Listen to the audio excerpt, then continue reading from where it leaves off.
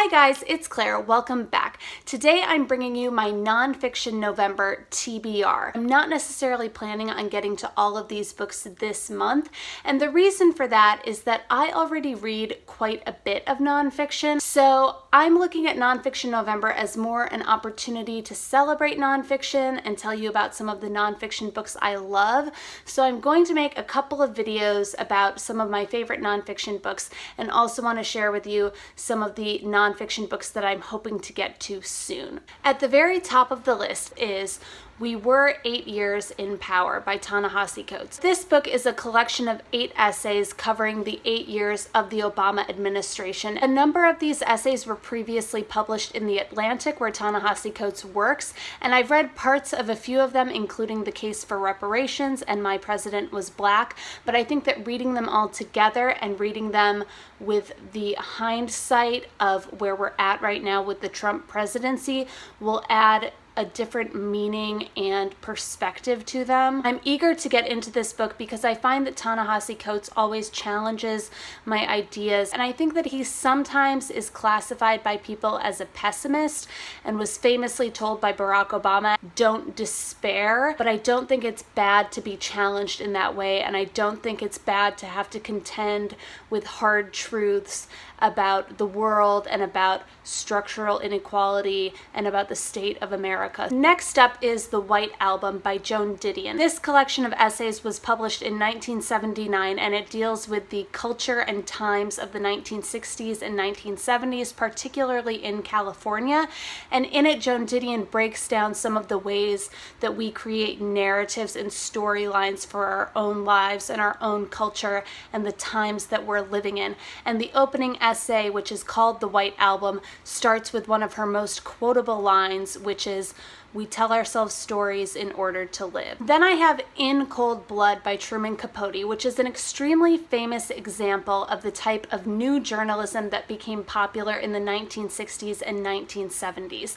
And new journalism employed a lot of the techniques and elements of fiction in order to tell real life stories. And it recounts the brutal murder of the Clutter family in small town Kansas in 1959. There are elements of this book that a lot of people say were fictionalized or at the very least embellished by Truman Capote, and that raises a lot of the debate that exists about elements of memoir and narrative nonfiction and whether or not you are allowed to embellish and fabricate any parts of those books and still have them be considered nonfiction. So I'm really excited to get into this book because it definitely, I think, exists in that gray area. Then I have The Portable 19th Century African American Women Writers, which is an anthology edited by Hollis, Robbins, and Henry Louis Gates Jr. And it features the voices and writing of dozens of Black women from the 19th century. This book, I think in particular, is an example of why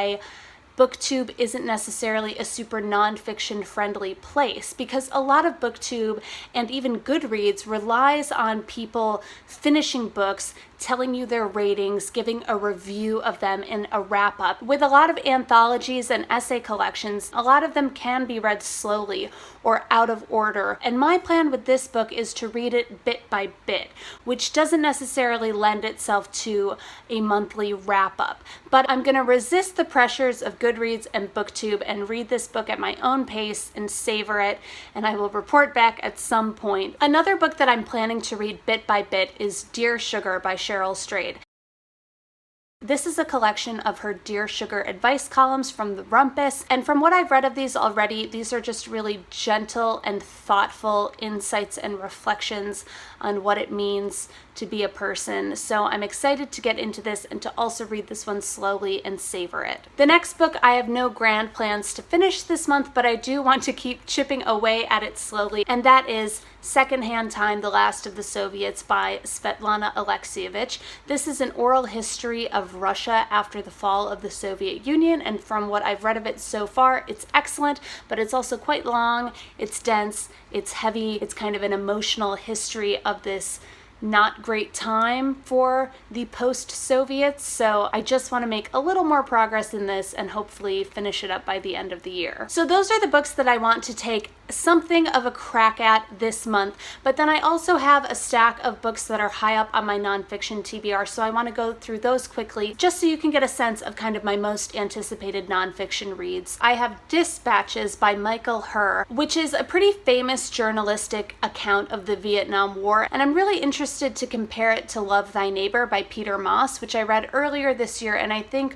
was heavily influenced by Michael Herr, and I think that Michael Herr in general has been quite influential in journalistic wartime writing, and this is just a really famous book about the Vietnam War in general. Then I have American Babylon, Race and the Struggle for Post-War Oakland by Robert O. Self. This is an incredibly academic book. If you open it up, it's very small print, maps, diagrams. It's just definitely something that I think most people probably read in a college course. I live in the East Bay of the Bay Area, and I'm over in Oakland quite a bit, and it's a really cool, interesting city that has a lot of stuff going on, and it's also home to a lot of really fascinating cultural and political history. It's the birthplace of the Black Panthers, and it's also undergone a lot of demographic changes throughout the decades. And I'm always interested in learning more about the place that I'm living, and I definitely don't know that much about Oakland or about the East Bay in general, so I wanted to pick up this book, and it also came highly recommended to me by a friend. The next book on my list is Janesville, An American Story by Amy Goldstein. This book is about the small industrial city of Janesville, Wisconsin, which is located about 2 hours north of Chicago, and it was home to one of the nation's oldest